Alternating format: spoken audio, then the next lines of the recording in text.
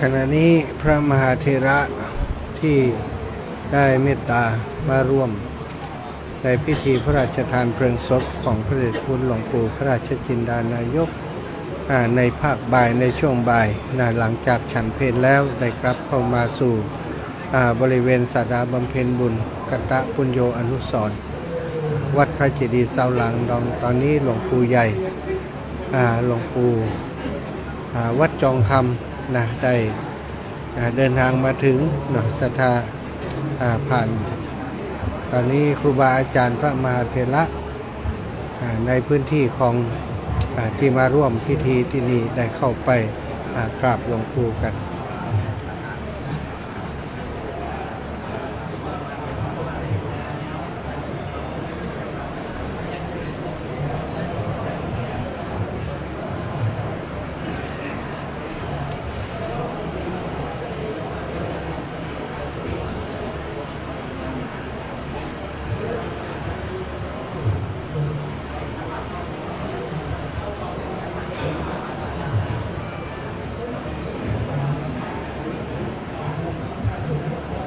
ขอถวายการต้อนรับพระเดชพระคุณหลวงปู่ท่านพระพรหมมงคลวัชโรดมที่ปรึกษาเจ้าคณะภาค6เจ้าอาวาสวัดจอมคำพระอารามหลวงอำเภองาวที่เคารพอย่างยิ่งถวายความเคารพพระพรหมมงคลวัชโรพระเดชพระคุณหลวงพ่อท่านเจ้าคุณพระธรรมวชิโรดมเจ้าคณะภาค6วัดสังเวชวิทยารามวรวิหารกรุงเทพมหานครถวายความเคารพเจ้าคณะพระสังฆาธิการพระเถรานุเถระทุกรูปที่เคารพกราบเรียนท่านอดีตรัฐมนตรีทั้งสองท่านซึ่งประกอบด้วยท่านสส.ไพโรจน์ โลสุนทรสมาชิกสภาผู้แทนราษฎรจังหวัดลำปางระบบบัญชีรายชื่อพรรคเพื่อไทยอดีตรัฐมนตรีช่วยว่าการกระทรวงมหาดไทย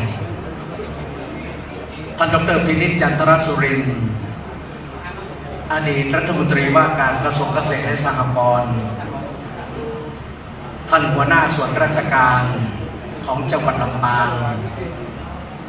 ท่านผู้นำองค์กรปกครองส่วนท้องถิ่นท้องที่ท่านอุบาสกท่านอุบาสิกาสาธุชนผู้มีใจบุญทั้งหลายที่เคารพทุกท่านบัดนี้ได้เวลาตามกำหนดการที่จะได้เข้าสู่พิธีในภาคบ่ายคือการแสดงธรรมหลังจากนั้นก็จะเป็นการถวายจตุปัจจัยทายธรรมแด่พระสงฆ์ทั้งนั้นอนุโมทนาเสร็จเรียบร้อยก็จะปรับสถานที่จากที่ด้านในก็จะออกไปด้านนอกหน้าเมรุเพื่อประกอบพิธีทอดผ้าบังสุกุลเป็นลำดับต่อไปและจะได้รอถวายการต้อนรับพระเดชพระคุณท่านเจ้าประคุณสมเด็จพระมหาธีราจารย์ในเวลาช่วงบ่าย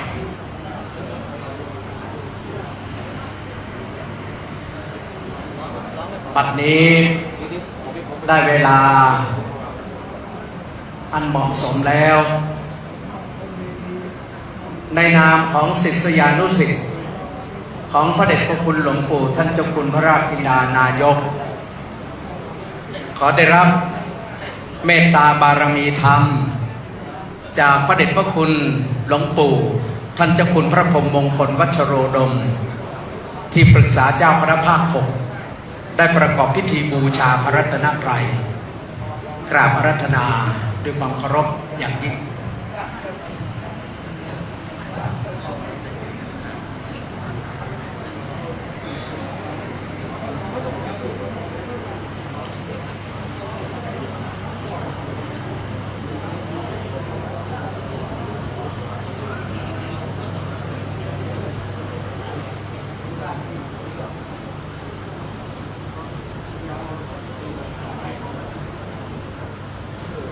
พุทธศาสนิกชนทุกท่านได้สำรวมจิต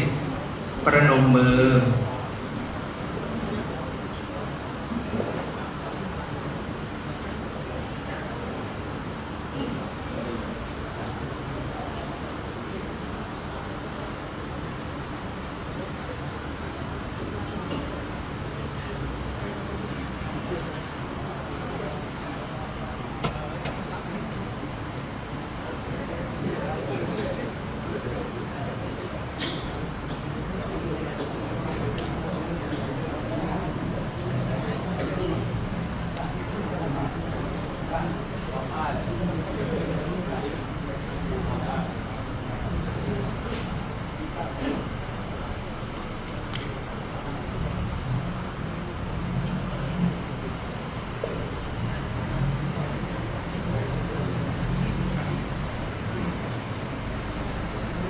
พระเดชพระคุณหลวงปู่ได้มีเมตตาจุดธูปเทียนเครื่องทองน้อย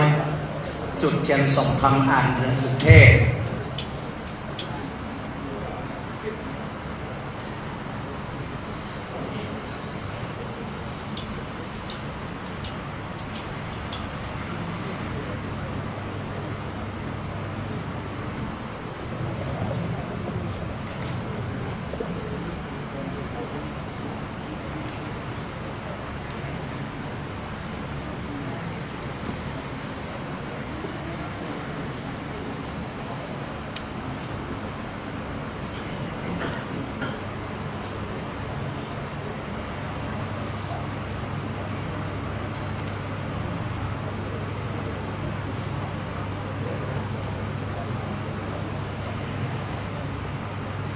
พัดลมกันปิดดึงเลยดึงเลย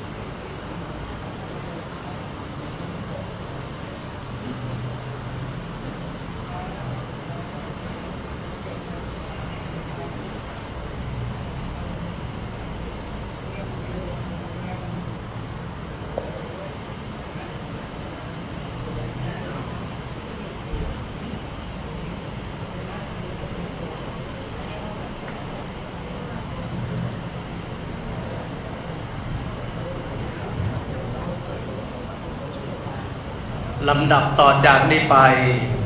พุทธบริษัททั้งหลายจะได้สดับตรับฟังพระสัทธรรมเทศนาในวันนี้ได้รับเมตตาบารมีธรรมจากพระเดชพระคุณท่านเจ้าคุณพระธรรมวชิโรดมรองศาสตราจารย์ด็อกเตอร์เจ้าคณะภาค 6รองแม่กองบาลีสนามหลวงเจ้าอาวาสวัดสังเวชวิเศษรามวรวิหารกรุงเทพมหานครได้เป็นองค์แสดงธรรมมะยังพันเตวิสุงวิสุงรักนทายาติสรเนนะสหปัญจศีลานิยาจามะทุติยัมปิมะยังพันเตวิสุงวิสุงรักนทายาติสรเนนะสหปัญจศีลานิยาจามะตติยัมปิมะยังพันเตวิสุงวิสุงรักนทายาติสรเนนะสหปัญจศีลานิยาจามะ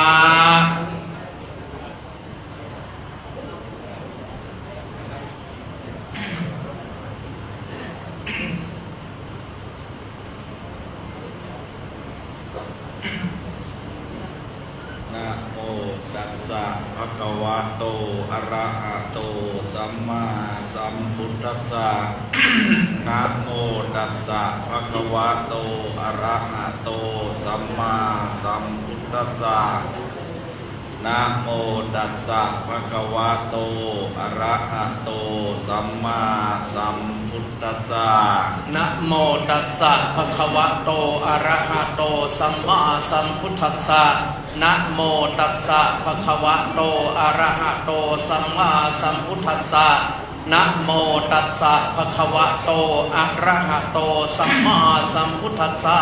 พุทธังสรณังคัจฉามิ พุทธังสรณังคัจฉามิ ธัมมังสรณังคัจฉามิ ธัมมังสรณังคัจฉามิ สังฆังสรณังคัจฉามิ สังฆังสรณังคัจฉามิ ทุติยัมปิพุทธังสรณังคัจฉามิ ทุติยัมปิพุทธังสรณังคัจฉามิ ทุติยัมปิธัมมังสรณังคัจฉามิ ทุติยัมปิธัมมังสรณังคัจฉามิ ทุติยัมปิสังฆังสรณังคัจฉามิ ทุติยัมปิสังฆังสรณังคัจฉามิ ตติยัมปิพุทธังสรณังคัจฉามิ ตติยัมปิพุทธังสรณังคัจฉามิ ตติยัมปิธัมมังสรณังคัจฉามิ ตติยัมปิธัมมังสรณังคัจฉามิ ตติยัมปิสังฆังสรณังคัจฉามิ ตติยัมปิสังฆังสรณังคัจฉามิ ปานาติปาตาเวรมณีสิกขาปะทังสมาธิยามิ ปานาติปาตาเวระมณีสิกขาปะทังสมาธิยามิ อทินนาทานาเวรมณีสิกขาปะทังสมาธิยามิ อทินนาทานาเวระมณีสิกขาปะทังสมาธิยามิ กาเมสุมิจฉาจาราเวรมณีสิกขาปะทังสมาธิยามิ กาเมสุมิชฌาจาราเวระมณีสิกขาปะทังสมาธิยามิ มุสาวาทาเวรมณีสิกขาปะทังสมาธิยามิ มุสาวาทาเวระมณีสิกขาปะทังสมาธิยามิ สุราเมรยมัชฌัปปมาทฐานาเวรมณีสิกขาปะทังสมาธิยามิ สุราเมรยมัชฌะปมาทัฏฐานาเวระมณีสิกขาปะทังสมาธิยามิ อิมานิปัญจสิกขาปทานิสีเลนะสุขติงยันติสีเลนะโอคะสัมปทาสีเลนะนิพพุติงยันติตัสมาสีลังวิโสทะเย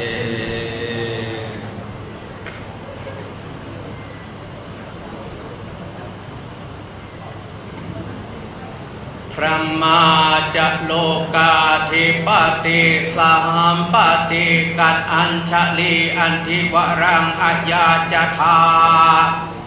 สันติทาสัตตาปรชคชาติกาเทเสตุธรรมังอนุกรรมปิมังปะชัง นะโมตัสสะภะคะวะโตอะระหะโตสัมมาสัมพุทธัสสะนะโมตัสสะภะคะวะโตอะระหะโตสัมมาสัมพุทธัสสะนะโมตัสสะภะคะวะโตอะระหะโตสัมมาสัมพุทธัสสะ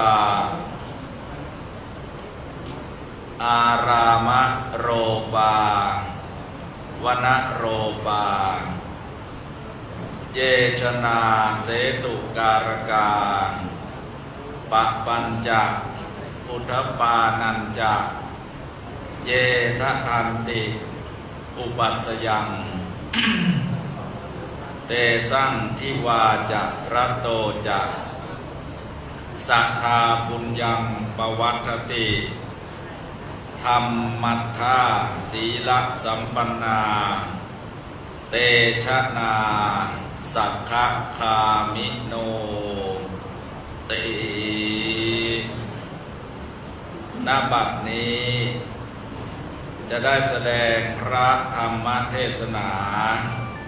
ในเรื่องวโรวนโรปกถากถาว่าด้วยการปลูกป่าพรรณนาตามสัตถุธรรมคำสอนขององค์สมเด็จพระสัมมาสัมพุทธเจ้าเพื่อเป็นเครื่องประดับสติปัญญาเพิ่มพูนบารมีเสริมส่งกุศลบุญญาราศีแก่คณะท่านเจ้าภาพและผู้ที่เคารพนับถือทั้งหลายซึ่งคณะท่านเจ้าภาพและบุคคลผู้มีความเคารพนับถือในพระเดชพระคุณพระราชจินดานายกในส่วนบรรพชิตประกอบด้วยพระเดชพระคุณหลวงปู่พระพรหมวัชระมงคลวชิโรดมเป็นต้นเป็นประธานในส่วนของศิษยานุศิษย์ญาติโยมสาธุชนทั้งหลายมีท่านสส.ไพโรจน์โลสุนทรสมาชิกสภาผู้แทนราษฎรจังหวัดลำปางแบบบัญชีรายชื่อจากพรรคเพื่อไทยท่านสส.พินิจจันทรสุรินทร์อดีตรัฐมนตรีว่าการกระทรวงเกษตรและสหกรณ์และสาธุชนทั้งหลายได้พร้อมใจกันมาบำเพ็ญกุศลทักษิณานุปทานกิจอุทิศแด่พระเดชพระคุณพระราชจินดานายกคำอ้ายสุริธรรมโมซึ่งได้ละสังขารไปแล้วพระเดชพระคุณหลวงพ่อพระราชจินดานายกนามเดิมชื่อคำอ้ายฉายาสุริธรรมโมนามสกุลต้อนรับหลวงพ่อดำรงตำแหน่งเป็นอดีตที่ปรึกษาเจ้าคณะจังหวัดลำปางอดีตเจ้าอาวาสวัดพระเจดีย์ซาวหลังพระอารามหลวงหลวงพ่อเป็นพระมหาเถระประกอบด้วยคุณธรรมเป็นผู้มีศีลาจารวัตรอันงดงามเป็นบุคคลผู้น่าเกรงขามเป็นผู้มีอัธยาศัยดีใจกว้างเป็นคนปากกับใจตรงกันประเภทยะถาวาทีตถาการีพูดอย่างไรทำอย่างนั้นเป็นคนตรงไปตรงมาชอบช่วยเหลือเกื้อกูลพระภิกษุสามเณรที่สำคัญหลวงพ่อได้น้อมนำเอาปรัชญาแนวพระราชดำริโครงการ ปลูกป่าในใจคนมาปฏิบัตินับเป็นผู้สั่งสมคุณงามความดีมาตลอดอายุไขสมในตามพุทธภาษิตที่ได้ยกไว้เป็นอุเทศบทเบื้องต้นว่าอารามโรปาวนะโรปาเยชนาเสตุการกาปะปัญจะปุถปานัญจะเยทะทันติอุปัสสยันเตสังทิวาจะรัตโตจะสภาปุญญังปวัตติธรรมัตตาสีลสัมปันนาเตชะนาสักขะคามิโนแปลว่าชนเหล่าใดสร้างอารามปลูกปลูกไม้สร้างสะพานและชนเหล่าใดให้โรงน้ำเป็นทานและบ่อน้ำทั้งที่บ้านที่พักอาศัยบุญย่อมเจริญทุกเมื่อทั้งกลางวันและกลางคืนแก่ชนทั้งหลายเหล่านั้นและชนทั้งหลายเหล่านั้นเป็นผู้ตั้งอยู่ในธรรมสมบูรณ์ด้วยศีลย่อมไปสู่ภูมิภพที่ดีหรือสวรรค์พระเดชพระคุณหลวงพ่อพระราชจินดานายกเป็นพระมหาเถระที่บำเพ็ญวิริยบารมี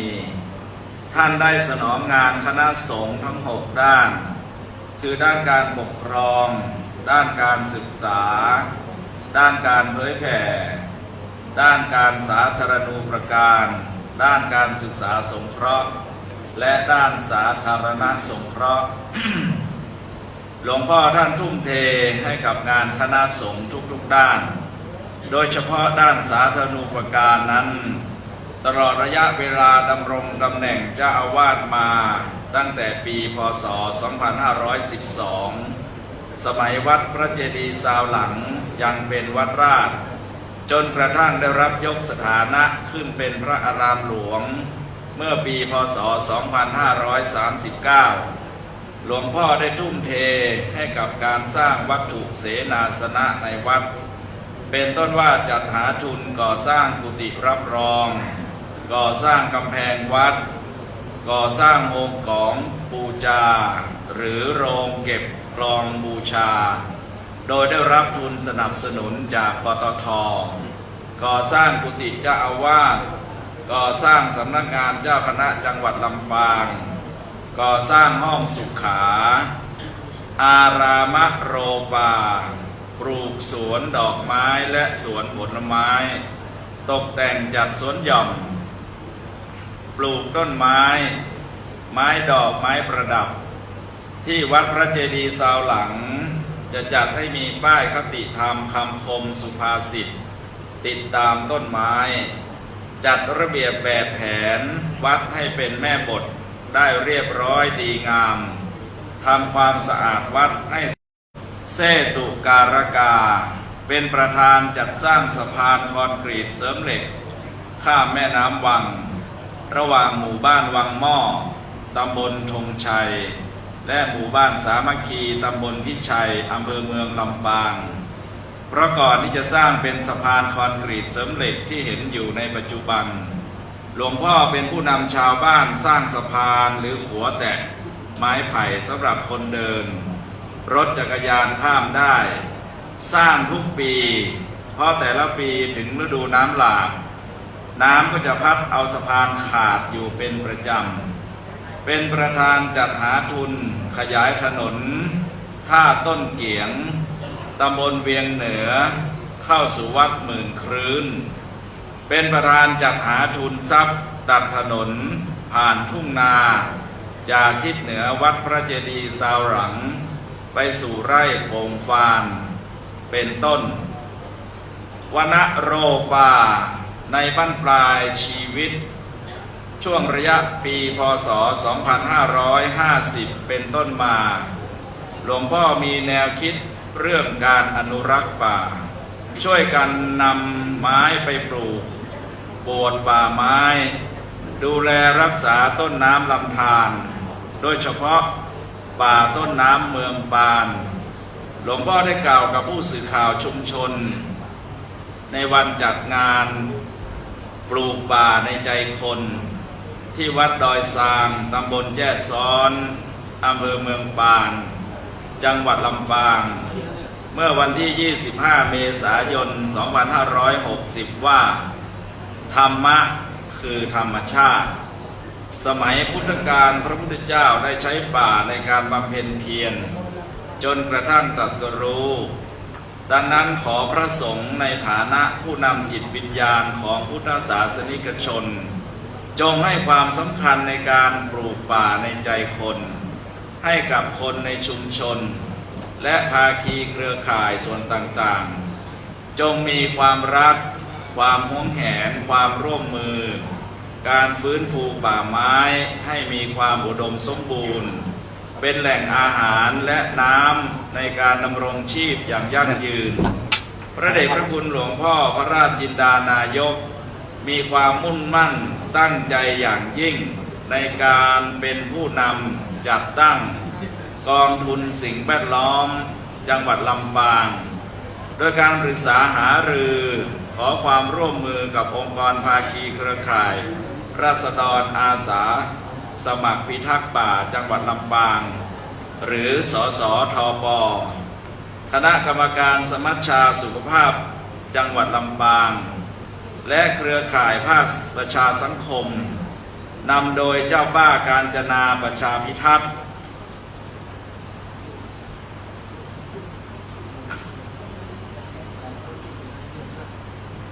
และอาจารย์แพทย์หญิงสยุมพรสิรินาวินสำนักงานบริหารพื้นที่อนุรักษ์ที่ 13 สาขาลำปางสำนักงานทรัพยากรน้ำที่ 1 กองอำนวยการรักษาความมั่นคงภายในภาค 3 หรือกอรมนภาค 3 เป็นต้นในที่สุดก็ได้มีฉันทามติจัดตั้งกองทุนขึ้นเมื่อวันที่ 6 พฤษภาคม พ.ศ. 2556 ที่วัดพระเจดีย์ซาวหลังจังหวัดลำปางโดยมีวัตถุประสงค์เพื่อระดมทุนเพื่อบริหารจัดการทรัพยากรธรรมชาติและสิ่งแวดล้อมดินน้ำป่าและอากาศในพื้นที่จังหวัดลำปางให้กลับมามีความอุดมสมบูรณ์และมีความหลากหลายทางระบบนิเวศให้มีการใช้ประโยชน์อย่างยั่งยืนรวมทั้งการหาทางป้องกันและแก้ไขภัยพิบัติอีกด้วย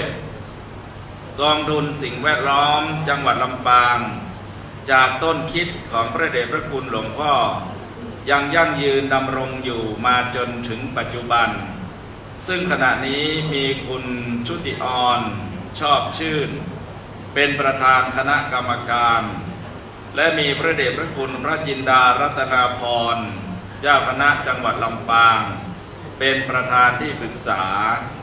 จะได้เห็นว่าจากวิสัยทัศน์อันยาวไกลกว้างไกลของหลวงพ่อในการน้อมนำพระราชดำรัสของพระบาทสมเด็จพระบรมชนกาธิเบศรมหาภูมิพลอดุลยเดชมหาราชบรมนาถบพิตรที่ตรัสไว้ณหน่วยนิเวศต้นน้ำทุ่งจ้อจังหวัดลำปางจังหวัดเชียงใหม่พ.ศ. 2519 ว่าควรปลูกต้นไม้ลงในใจคนเสียก่อนแล้วคนเหล่านั้นเขาก็จะพากันปลูกต้นไม้ลงบนแผ่นดินและก็จะรักษาต้นไม้ด้วยตนเองหลวงพ่อได้นำพระราชดำรินี้มาดำเนินการภายใต้โครงการปลูกป่าในใจคนมาจนบัดนี้แนวคิดดังกล่าวได้แตกหน่อออกผลต่อยอดในการอนุรักษ์และฟื้นฟูทรัพยากรป่าไม้มาจนถึงปัจจุบันโดยการขับเคลื่อนอย่างต่อเนื่องของเครือข่ายพระสงฆ์สมาคมเครือข่ายคนรักสิ่งแวดล้อมจังหวัดลำปางอย่างน่าสรรเสริญยิ่งด้วยบุญกุศลที่หลวงพ่อได้เป็นต้นคิดในเรื่องของการจัดตั้งกองทุนสิ่งแวดล้อมจังหวัดลำปางย่อมเป็นบุญแวดล้อมปกปักรักษาหลวงพ่อให้เป็นผู้ทิวาจรัตโตสัทธาปุญญังปวัฏฐติผู้มีบุญรักษาทั้งกลางวันและกลางคืนธรรมัฏฐาบุญกิริยาสัมมาปฏิบัติของหลวงพ่อในการเป็นผู้นำชาวบ้านสร้างสะพานหรือขัวไม้ไผ่สำหรับคนเดินสำหรับจักรยานข้ามได้เพื่อข้ามแม่น้ำวังระหว่างหมู่บ้านวังหม้อหมู่บ้านสามัคคีจนกระทั่งกลายมาเป็นสะพานคอนกรีตเสริมเหล็กในปัจจุบันก็ดีการนำเข้าอยู่โคนไม้รุกขมูลและการเข้าปริวาสกรรมเมื่อได้รับปัจจัยบริจาคก็ได้นำมาสร้างเมรุเผาศพสร้างศาลาป่าช้าเป็นต้นก็ดีย่อมอำนวยอุดหนุนส่งให้ดวงวิญญาณของพระเดชพระคุณหลวงพ่อผู้เป็นหลักต้นคิดต้นธรรมเป็นผู้มีสักขะคามิโนคือมีสุคติโลกสวรรค์เป็นไปในเบื้องหน้าเมื่อวันจันทร์ที่ 29 มกราคม 2567 หลวงพ่อมีอาการเป็นไข้หวัดวันที่ 30 มกราคม 2567 ได้เข้ารับการรักษาที่โรงพยาบาลศูนย์ลำปางแพทย์วินิจฉัยว่าเป็นโรคปอดติดเชื้อแพทย์ได้ทำการรักษาจนสุดความสามารถจนกระทั่งในคืนวันที่ 5 กุมภาพันธ์ พ.ศ. 2567 หลวงพ่อได้ถึงแก่มรณภาพด้วยอาการอันสงบสุริอายุได้ 86 ปี 5 เดือน 3 วัน 66 พรรษาพฤกษกประกาศรอีกุญชรอันปลดปลงโททนเสน่งคงสำคัญหมายในกายมีนรชาติวางวายมาลายสิ้นทั้งอินทรีย์สถิตทั่วแต่ชั่วดีประดับไว้ในโลกาอิมินากตะปุญเยนะขออำนาจกุศลบุญยุราศีทักษิณานุปทานกิจซึ่งท่านเจ้าภาพประกอบด้วยท่านสสไพโรจน์โลสุนทรสมาชิกสภาผู้แทนราษฎรจังหวัดลำปางแบบบัญชีรายชื่อพรรคเพื่อไทยท่านสสพินิจจันทรสุรินทร์อดีตรัฐมนตรีว่าการกระทรวงเกษตรและสหกรณ์และศิษยานุศิษย์ทั้งหลายได้บำเพ็ญให้เป็นไปในวันนี้จงรวมกันมาเป็นตบะเป็นเดชะเป็นภรวะปัจจัยหนุนส่งให้ดวงวิญญาณพระเดชพระคุณหลวงพ่อพระราชจินดานายกอดีตที่ปรึกษาเจ้าคณะจังหวัดลำปางอดีตเจ้าอาวาสวัดพระเจดีย์ซาวหลังพระอารามหลวงไปสู่สุคติยิ่งขึ้นไปในสัมปรายภพสมตามเจตนาปารภของคณะท่านเจ้าภาพทุกสิ่งทุกประการแสดงพระธรรมเทศนามาก็พอสมควรแก่เวลาเอวังก็มีด้วยปากการะฉะนี้สาธุ การแสดงพระสัทธรรมเทศนาโดยพระเดชพระคุณท่านเจ้าคุณพระธรรมวชิโรดมรองศาสตราจารย์ด็อกเตอร์เจ้าคณะภาค 6รองแม่กองบาลีสนามหลวงเจ้าอาวาสวัดสังเวชวิทยารามวรวิหารได้แสดงธรรมจบสิ้นเรียบร้อยแล้ว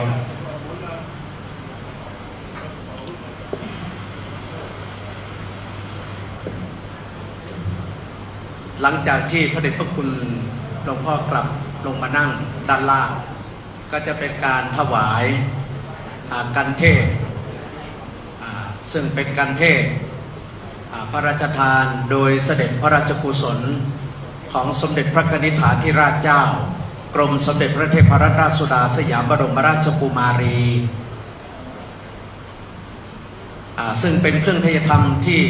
พระราชทานจากพระบาทสมเด็จพระเจ้าอยู่หัวนะครับขออภัยครับ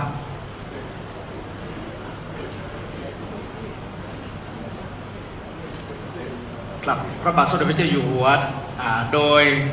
สมเด็จพระนิธิฐาธิราชเจ้ากรมสมเด็จพระเทพรัตนราชสุดาสยามบรมราชกุมารีนะครับก็ในชุดที่1นะครับก็ขอได้รับเกียรติจากท่านสสไพโรจน์โลสุนทรสมาชิกสภาผู้แทนราษฎรจังหวัดลำปาง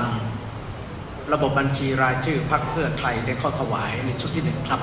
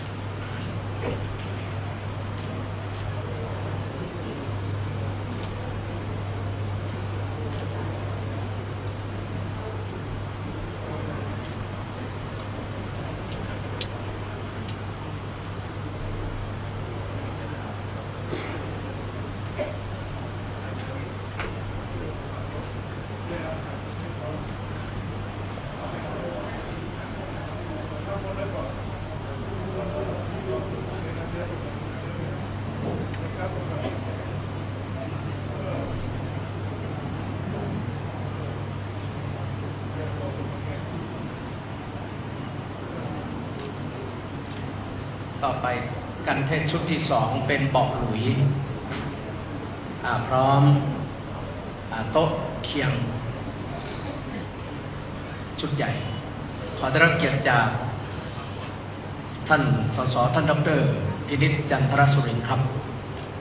อดีตรัฐมนตรีว่าการกระทรวงเกษตรและสหกรณ์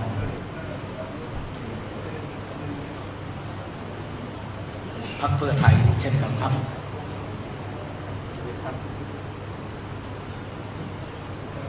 อยู่ของกอง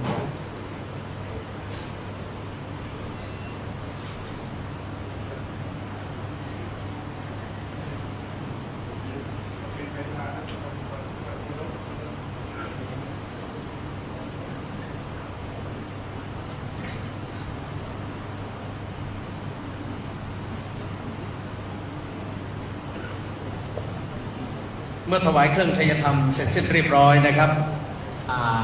องค์เทพก็จะร่วมอนุโมทนาในช่วงหลังนะครับ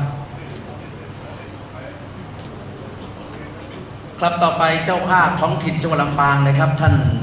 วิทยวัฒน์อัจฉริยชัตรา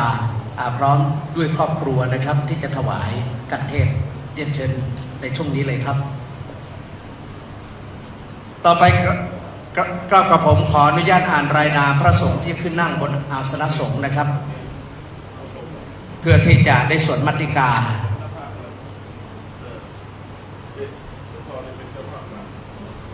พระเดชพระคุณท่านเจ้าคุณพระธรรมวชิโรดมรองศาสตราจารย์ด็อกเตอร์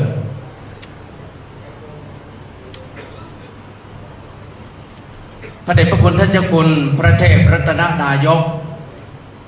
พระเทพสิงหวราจารย์ด็อกเตอร์พระราชปัญญาพรด็อกเตอร์พระราชวชิรคินีขึ้นนั่งบนอัฐ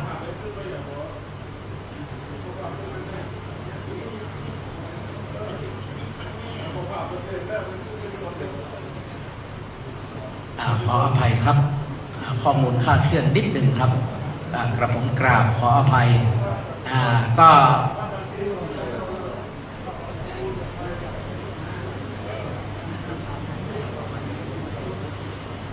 ผมอ่านใหม่นะครับ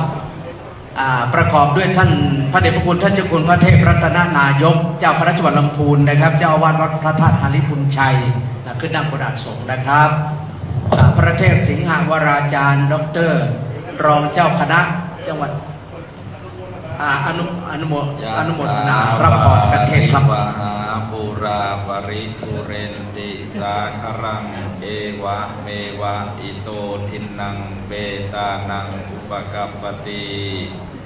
อิจิตังปัติตังตุมหังคิปะเมวะสมิจจตุสัพเพปุเรนตุสังกปาจันโทปนะระโสยะถามณิโชติระโสยะถามสัพพิติโยวิวัชชันตุสัพพะโรโควินัสตุมาเตภวัตวันตรายโยสุขีทีคายุโกภวะอภิวาทนะสีลิสะนิจังพุทธาปัญญายิโนจัตตารโอธรรมาวัฏันติอายุวันโนสุขังภาลังสาธุลำดับต่อจากนี้ไปปรับข้อมูลใหม่นะครับทางฝ่ายพิธีการกลุ่มพิธีการศพได้รับพระราชทานได้ให้ส่งข้อมูลรายนามพระสงฆ์ดังต่อไปนี้ครับพระเทพรัตนนายกเจ้าคณะจังหวัดลำพูนวัดพระธาตุหาริพุนชัยพระเทพวชิราธิบดีเจ้าคณะจังหวัดเชียงใหม่ลำพูนแม่ฮ่องสอนวัดป่าดาราพิรมย์พระเทพสิงหวราจารย์ด็อกเตอร์รองเจ้าคณะจังหวัดเชียงใหม่วัดพระสิงห์วรมหาวิหารพระราชปัญญาพรด็อกเตอร์รองเจ้าคณะภาค6วัดนางชีกรุงเทพมหานครท่านพระราชวชิรคณีเจ้าคณะจังหวัดเชียงรายวัดพระธาตุผาเงาพระเมธีวชิรคุณรองเจ้าคณะจังหวัดพะเยาวัดศรีโคมคำพระศรีศิลปาจารย์ที่ปรึกษาเจ้าคณะภาค7วัดพระธาตุศรีจอมทองพระวิสุทธิชีรพงศ์ด็อกเตอร์เลขานุการรองเจ้าคณะภาค6วัดนางชีกรุงเทพมหานครท่านเจ้าคุณพระภาวนาธรรมาภิรักษ์เจ้าคณะอำเภอเมืองเชียงใหม่วัดลำเปิงท่านเจ้าคุณพระสุนทรมุนีรองเจ้าคณะจังหวัดน่านวัดมิ่งเมืองท่ านเจ้าคุณพระวชราจารย์โสพลที่ปรึกษาเจ้าคณะอำเภอศพปราบวนาปราบท่านเจ้าคุณพระวชิราพินันท์เจ้าอาวาสวัดพระธาตุช้างคำท่านพระครูขันติพลากรรองเจ้าคณะจังหวัดเชียงรายวัดฝั่งมินท่านพระครูวรการโกวิทรองเจ้าคณะจังหวัดลำปางวัดนากวมเหนือท่านพระครูวิบุลเจติยาธรผู้ช่วยศาสตราจารย์รองเจ้าคณะจังหวัดลำพูนวัดพระธาตุหาริพุนชัยท่านพระครูสุเขตรัตนาดุรักษ์ที่ปรึกษาเจ้าคณะอำเภอเกาะคาวัดนาแก้วตะวันตกท่านพระครูอุปถัมภ์ปุญญาคมที่ปรึกษาเจ้าคณะอำเภอแม่เมาะวัดห้วยขิงท่านพระครูสุวิมลธรรมานุสิทธิ์เจ้าคณะอำเภอเถินวัดขตึกเชียงมั่นท่านพระครูปัญญาวโรดมเจ้าคณะอำเภอแม่พริกวัดแม่ตังท่านพระครูโสพลวิริยการเจ้าคณะอำเภอเสริมงามวัดนาเอี้ยง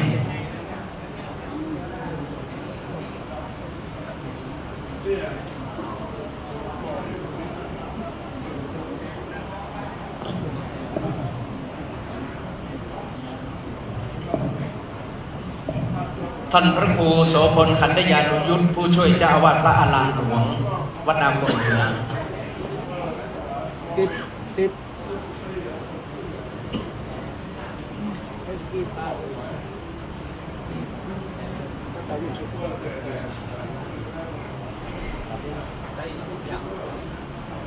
ประเดี๋ยวจะมีการถวายเครื่องไทยธรรมหลวงของสมเด็จพระนิธิฐาธิราชเจ้ากรมสมเด็จพระเทพรัตนราชสุดาสยามบรมราชกุมารีนะครับเป็นผ้าไตร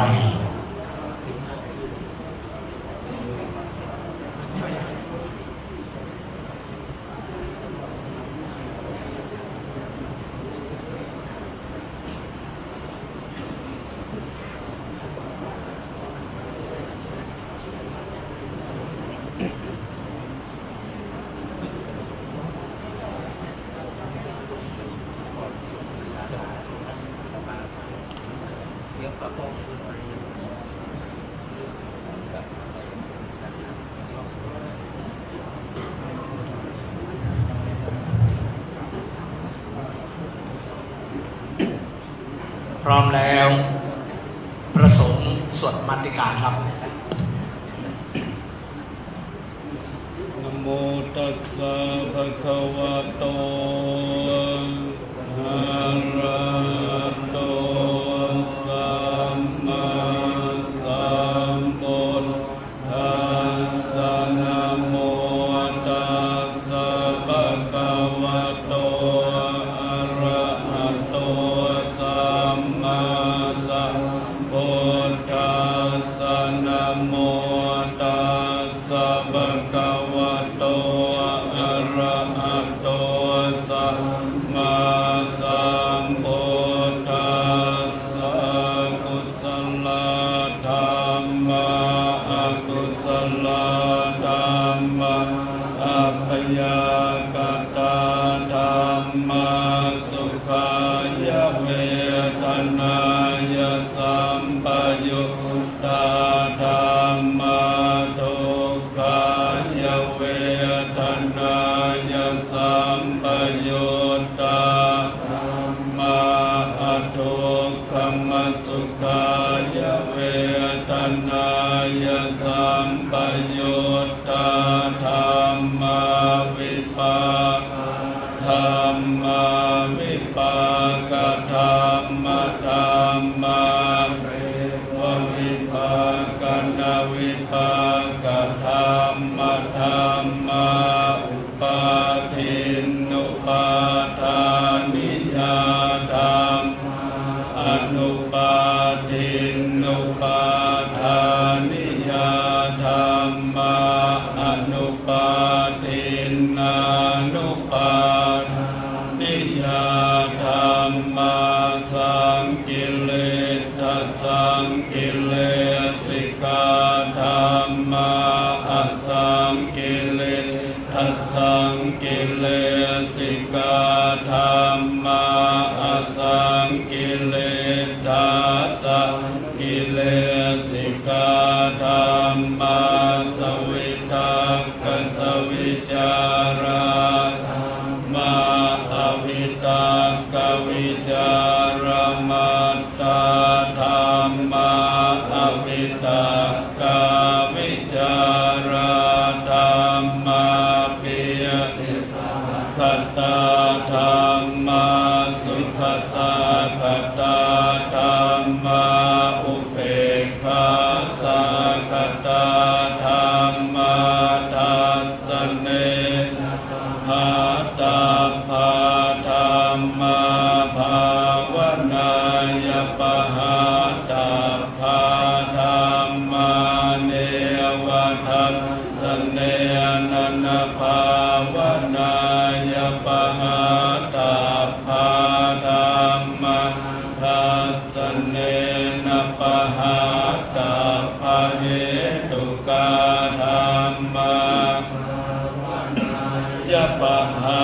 ตาภาเหตุกาธัมมาสเนนันภาวนายปหาตาภาเหตุกาธัมมายะคามิโนธัมมาอปัจจยคามิโนธัมมาเนวาจยคามิโนนาปัจจยมิโนธัมมาเสกขาธัมมาอเสกขาธัมมาเนวเสกขานาเสกขาธัมมาปริตตาธัมมามหากัตตาธัมมาอัปปมานาธัมมาปริตตารัมมนาปัตตารัมมนาธัมมาอัปปมานารัมมนาธัมมาอินาธัมมามัชฌิมาธัมมาปณิตาธัมมามิจฉัตตนิยตาธัมมาสัมตนิยตาธัมมาอนิยตาธัมมามัคคารัมมนาธัมมามัคคเหตุธัมมามัคคาธิปติโนธัมมาอุนาธัมมาอนุปันธัมมาอุปาทิโนธัมมาอทิตาธัมมาอนาธัมมาปัจจุบันนาธัมมาอทิตารัมมนาธัมมาอนาคตามนาธัมมาปัจจุบันนารัมมนาธัมมาอาจัตตามาภหิตตาธัมมาอา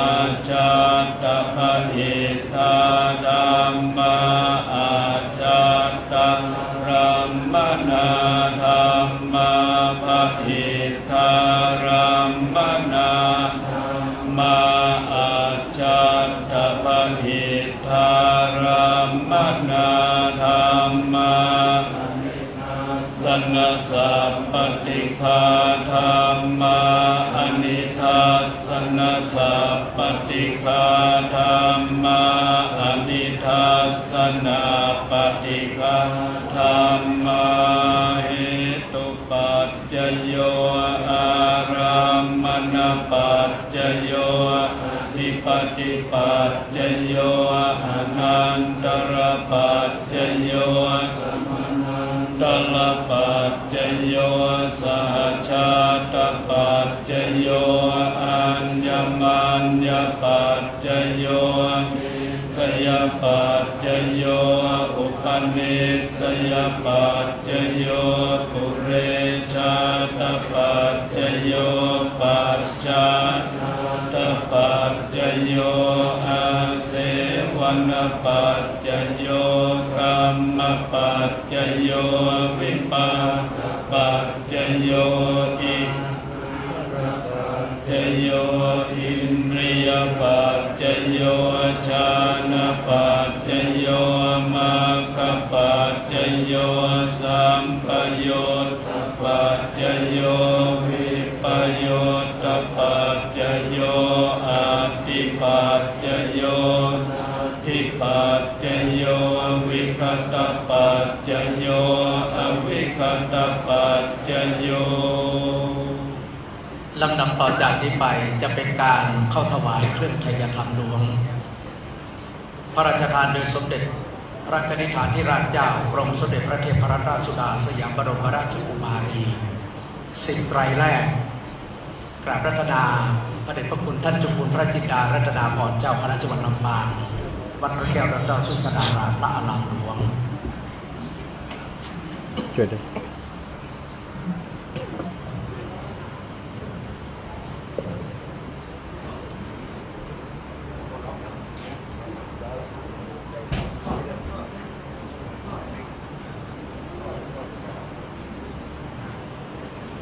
จะเป็นการทอดผ้าบังสุกุลนะครับเป็นผ้าไตรพระราชทานจำนวนทั้งสิ้น40 ไตรนะครับพระเดชพระคุณท่านเจ้าคุณพระจินดารัตนาพรเจ้าคณะจังหวัดลำปาง10 ไตรพระเดชพระคุณท่านเจ้าคุณพระวิสุทธิธรรมพิราชรองเจ้าคณะจังหวัดลำปางวัดเติ้งธงชัย10 ไตรพระเดชพระคุณท่านเจ้าคุณพระบิดกโมลีรองเจ้าคณะจังหวัดลำปางวัดจอมขวัญพระอารามหลวงอำเภองาว10 ไตรและ10 ไตรสุดท้ายในนามอุบาสกอุบาสิกาโดยท่านผู้ว่าสุวรรณกล่าวสุนทรอดีตผู้ว่าราชการจังหวัดลำพูนได้เป็นผู้ดึงครับดึงครับโอเค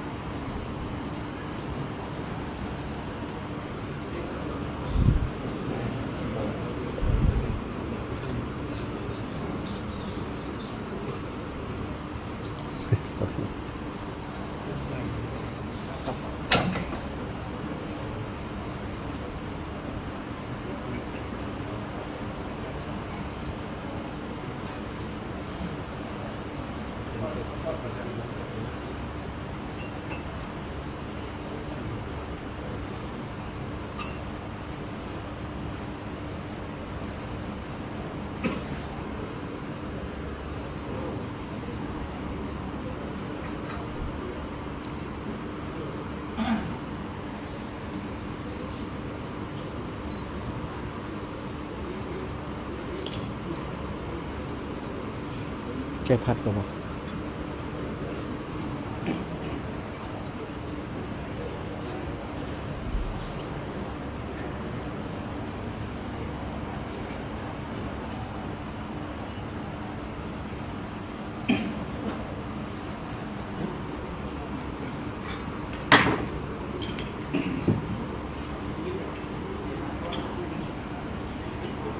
รัตนาวิชนาครับนิจจาวัตสังขาราอุปาทวยธรรมิโนอุปัชชิตวานิโรธันติเตสังอุปัสโมสุโภ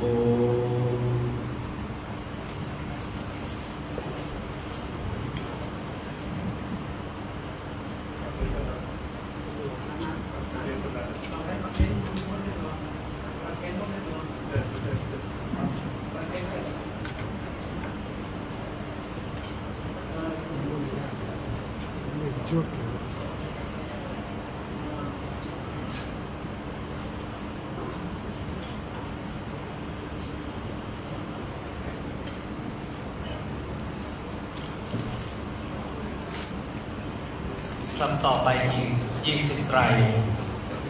กราบรัตนาพระเดชพระคุณท่านเจ้าคุณปิฎกโมลีรองเจ้าคณะจังหวัดลำปาง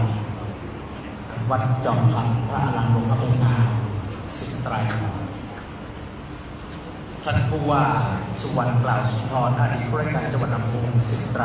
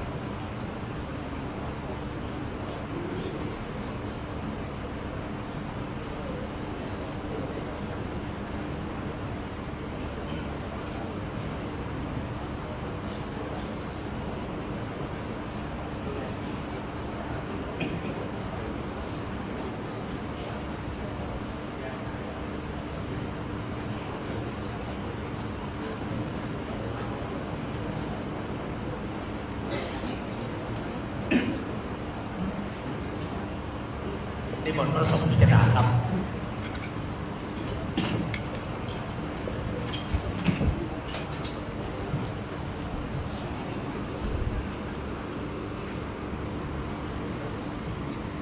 นิจจวัตสังขาราอุปาทวัญญธรรมิโนอุปัจจิตวานิโรจันติเตสังอุปัสสโมสุโภ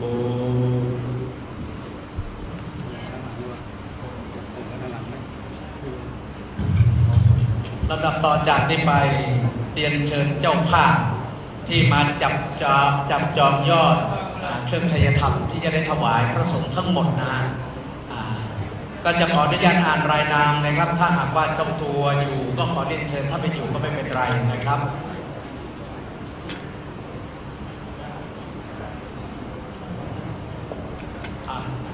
ครับขออนุญาตอ่านรายนามครับคุณสมเกียรติคุณสวนี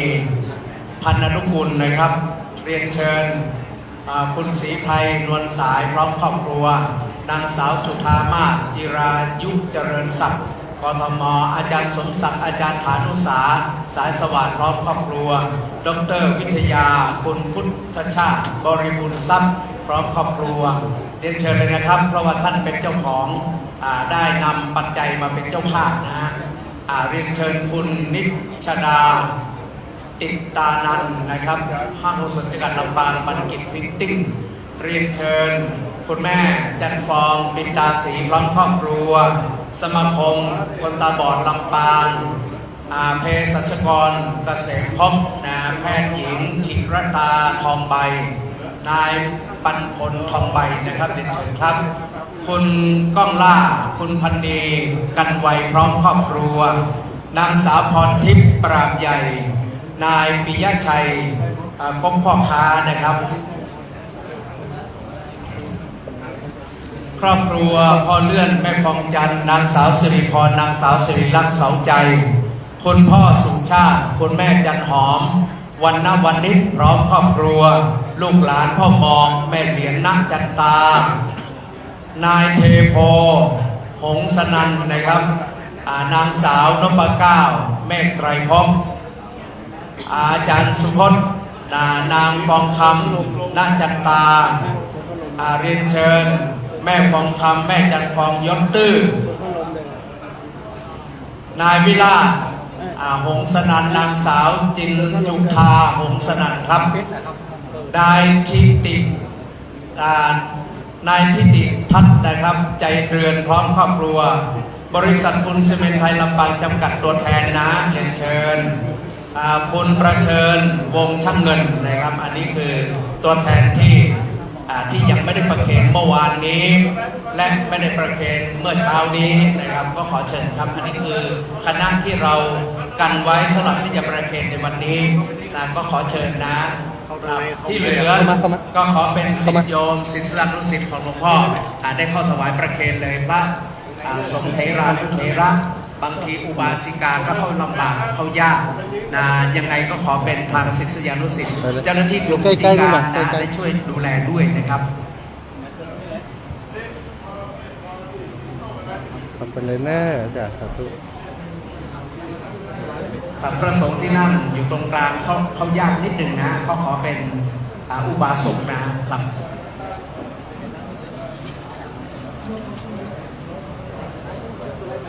ลายนามเหล่านี้ล้วนแล้วแต่เป็นเจ้าภาพเครื่องทยธรรมนะครับ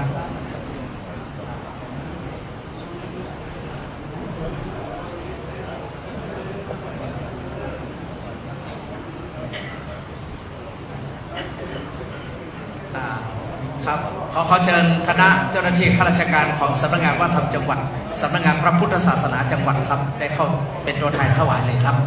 จะได้กระชับเวลาหลังจากที่เราได้ประกอบพิธีเสร็จสิ้นตรงนี้ก็จะมีพิธีทอดผ้าไตรที่เมนหน้าศพนะครับ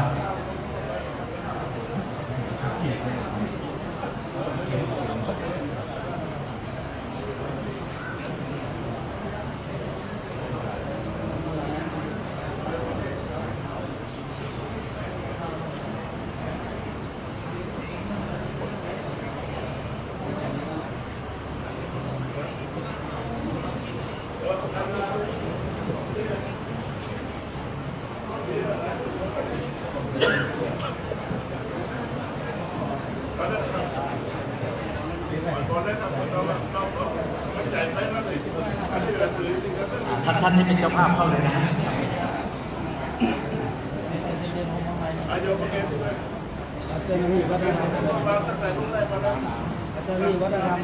ประเคนได้เลยครับ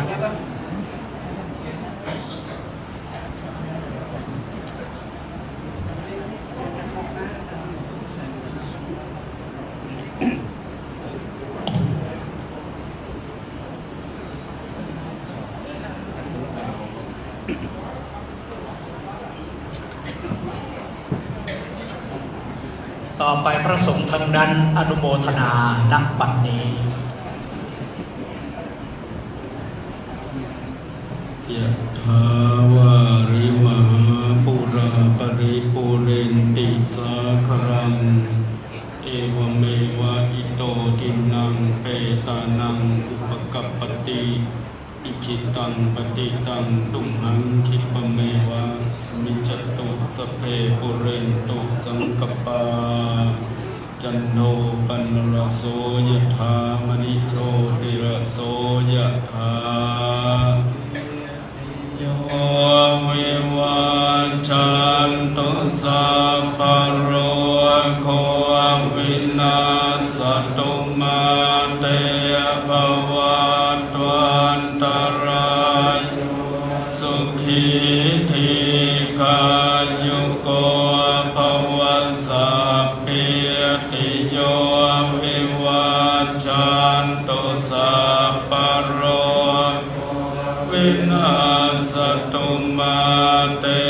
ภวันตวันตรายโยสุขีทีกายุโกภวันสัพพิติโยวิวันชันตุสัพพโรโควินาศตุมาภวันตวันตรายโยสุขีทีกายุโกภวะอภิวาทนาสิสเนจังโวธาปัจจายโนจัตตารโอธรรมาวัฏันติอายุวันโนสุขังภาลังอัฏฐสิ สิเมยาติเมตังสักขาจะเมเปตานังทักขินังทักชาโปเปกัตตมโนสรังนาอิโรนังวะโสโกวายาวันยาปริเทวันนะนัตตังเปตานามัตถายะเอวังเตตะติยาตโยอายัญจะโคทักขินาทินาสังฆามิสุปฏิติตาทิยคาราตังหิตายัสสัทธานาโสภะกะปฏิโสยติธัมโมจะ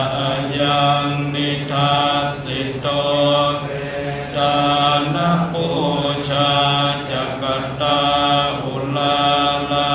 บัลลัญจะบิกขวนัมมโนทินังตุมเมหิปุญญังปสุตังอนัปปกันติภวตุสัพพมังคลังรักขันตุสัพพเท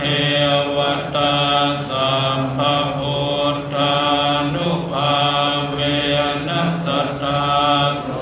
หิภวันตุเตภวตุสัพพมังคลังรักขันตุสัพพเท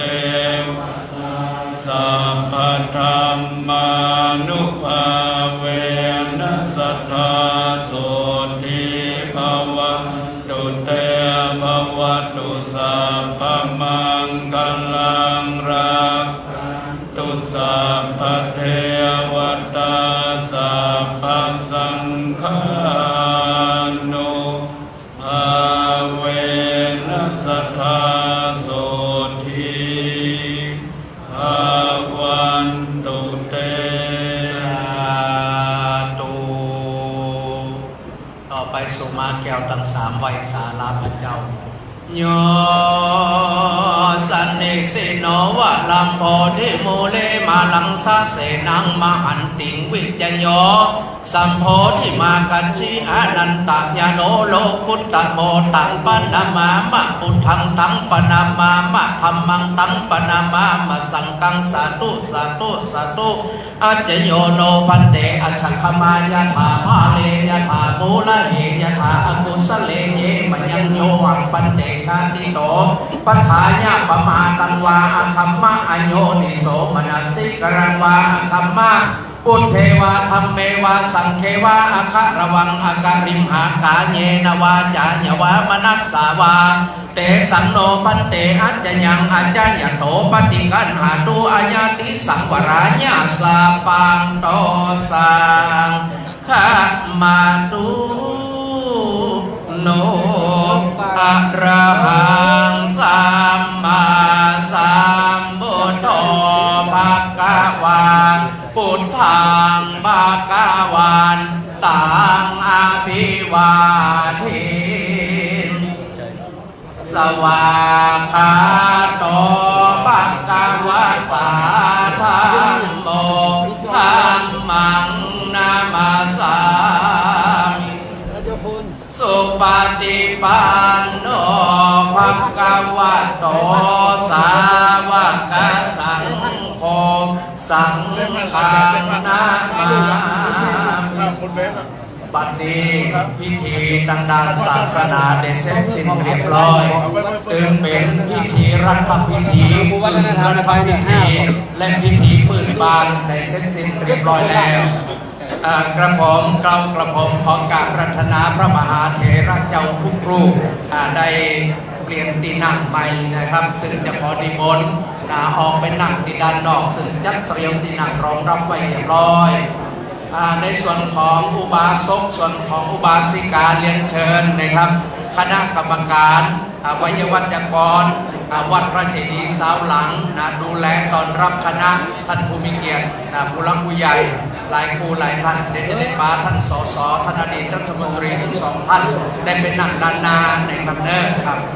พร้อมเลยครับท่านผู้มีเกียรตินะครับ